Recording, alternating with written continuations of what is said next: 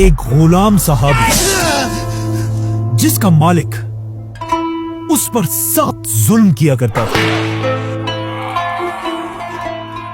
لیکن اس سخت ظلم میں بھی وہ صحابی صرف ایک ہی بات کیا کرتے تھے۔ حضرت بلال رضی اللہ عنہ، یہ بات ہم سب کو پتا ہے کہ حضرت بلال رضی اللہ عنہ بچپن سے مکہ کے ایک آدمی کے غلام تھے، لیکن ایسا ہمیشہ سے نہیں تھا، بلکہ ایک زمانہ ایسا تھا کہ حضرت بلال کے خاندان کا افریقہ پر راج تھا،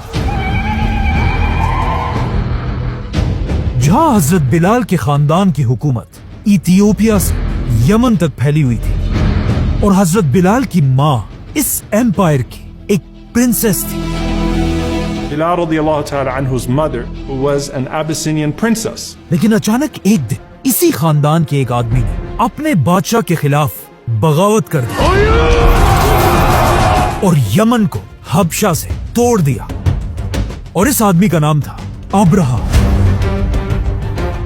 جیسے ہی ابرہہ عرب کا سب سے طاقتور بادشاہ بنا، اس نے دیکھا کہ ہر سال پورے عرب کے لوگ حج کرنے کے لیے کعبہ کی طرف جاتے ہیں، اور اسی حج کی وجہ سے مکہ عرب کا ایک بہت ہی رچ اور امیر علاقہ بن چکا تھا۔ یہ دیکھ کر ابرہہ کے ذہن میں ایک بہت ہی سٹوپڈ آئیڈیا آیا، اور اس نے اپنے کیپٹل یمن میں بھی ایک بہت بڑا چرچ بنایا تاکہ عرب کے لوگ کعبہ کو چھوڑ کر ابرہہ کے چرچ کی طرف آئے۔ لیکن آف کورس عرب میں کوئی بھی ابرہہ کے اس چرچ کی طرف نہیں آیا، اور سب دوبارہ اسی پرانے کعبہ کی طرف جاتے رہے۔ یہ دیکھ کر ابرہہ کو غصہ آیا، اور اس نے 60,000 کی فوج جمع کر کے کعبہ کو گرانے کے لیے مکہ پر حملہ کر دیا۔ اب ابرہہ کی اسی فوج میں بلال رضی اللہ عنہ کی ماں پرنسس حمامہ بھی تھی۔